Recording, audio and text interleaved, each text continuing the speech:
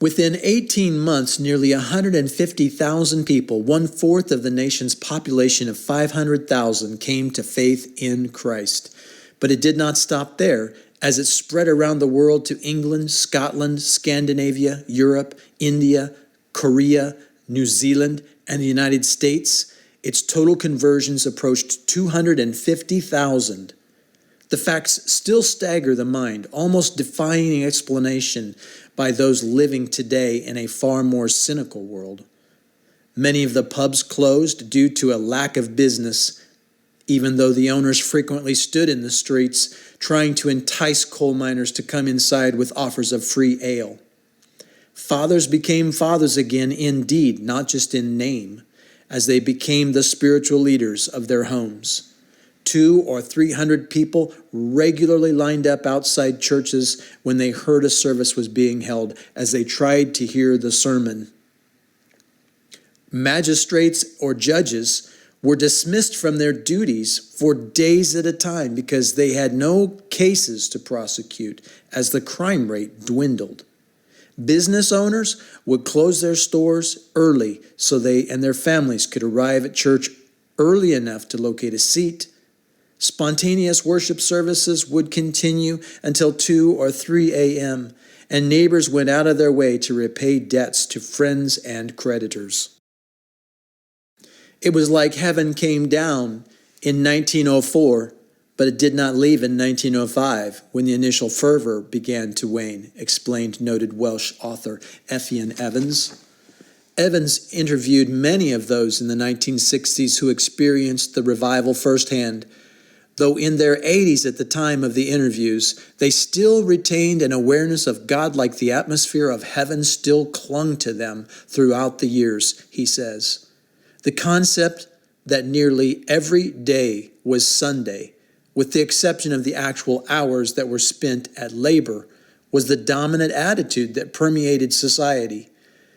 But more importantly, the concept that fostered the atmosphere that every day was Sunday was largely born out in the awareness of living in the presence of God.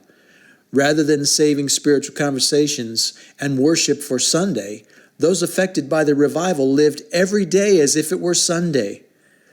The secular and spiritual dimensions were blended together in a holistic lifestyle that was perhaps closer to the first century Christianity than had ever been experienced. For nearly 18 months during the height of the revival, neighbors were at peace with each other. The crime rate dropped considerably, houses of worship were full, and prayer meetings were spontaneous and lasted for hours. Hymn singing dominated many of the services as a natural way of expressing the gratitude of regenerated hearts. The world of Wales in 1904 was a world of hard-working, hard-drinking miners who were producing the coal which helped fuel the Industrial Revolution around the world. Miners would daily descend down shafts below the ground to labor in extremely difficult situations. But when the revival came, the miners were some of the strongest converts. They were known to sing hymns at the end of the workday as they walked down the streets to their homes and past the pubs. One of the most often quoted reports from the Western Mail is the story of how the converted coal miners had to retrain their pit ponies, the small Welsh horses which were used in the mines to pull the coal carts, because they were used to being sworn at and did not understand the cleaner language. To many, the revival was known as the miracle that turned beer into bread. The miners stopped drinking away their wages and began to spend the money on their families, providing them with the food and clothing to live a better life. Fathers became the spiritual leaders of their families, and Bible study became the norm.